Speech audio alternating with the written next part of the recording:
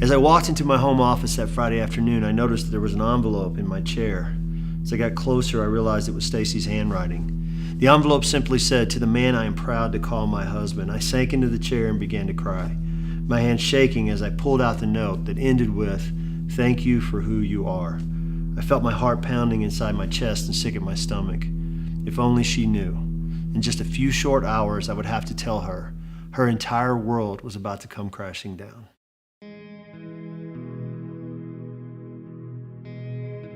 Even though I was hesitant to leave both our families and all we had ever known behind and move from Kentucky to North Carolina, our move was a great adventure and one of the best things that we had ever done as a couple.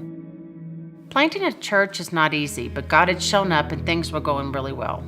But a little over a year after we launched, things started to feel different. Greg was under a lot of stress and pressure in leading this new church, and I understood that, but something about this felt uncomfortably familiar.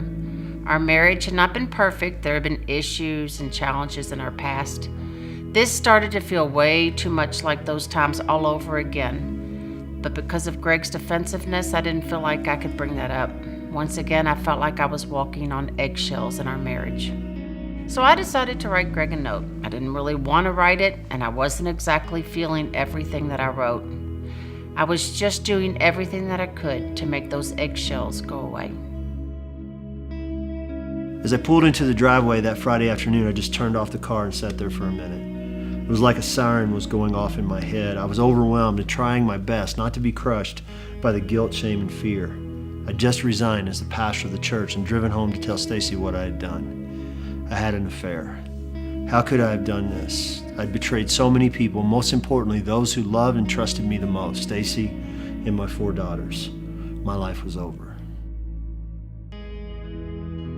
That night after dinner, Greg suggested that we leave the girls for a bit and go grab some coffee or something. That felt a little odd.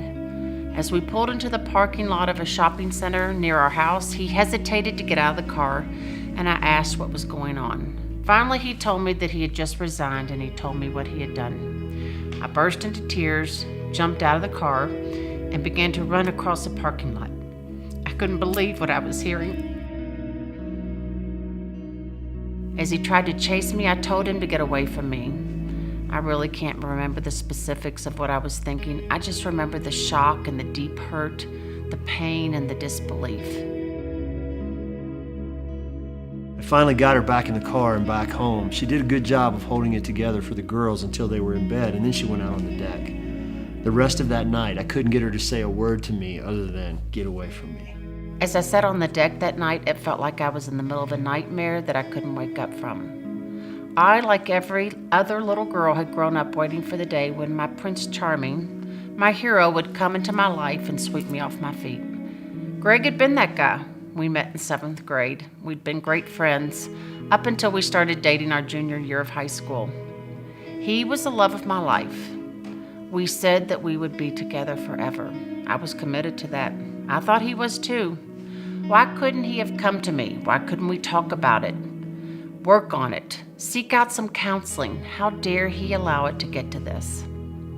I went into this thinking my marriage was going to last forever. Now I was being smacked in the face with the reality that it probably wasn't true.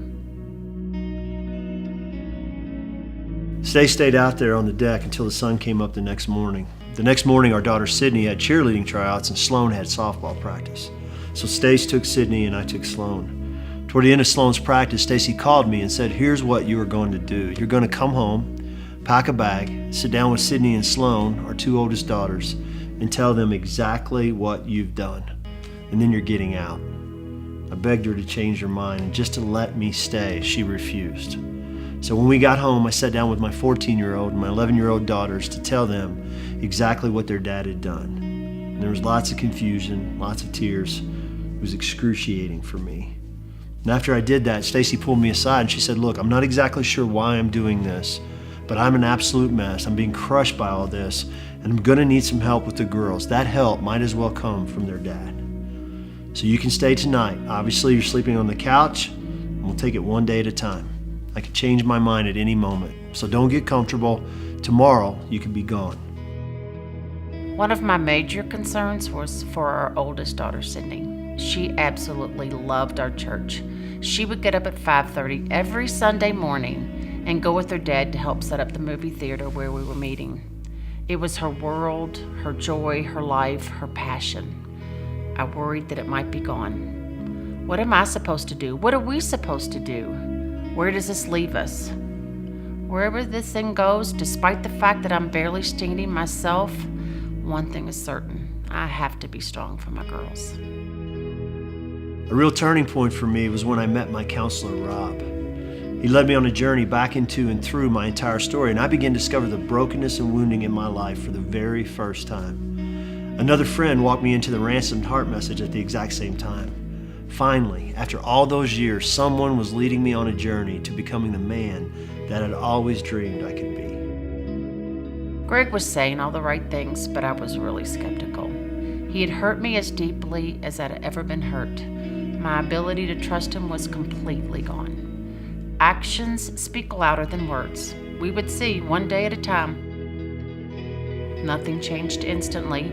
I didn't become quickly convinced that our marriage was going to work out, but I have to admit that Greg was dedicated and tenacious about it.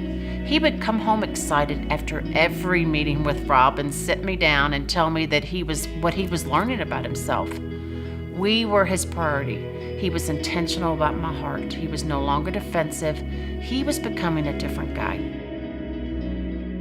He stayed the course, seeing his counselor every week for 2 solid years.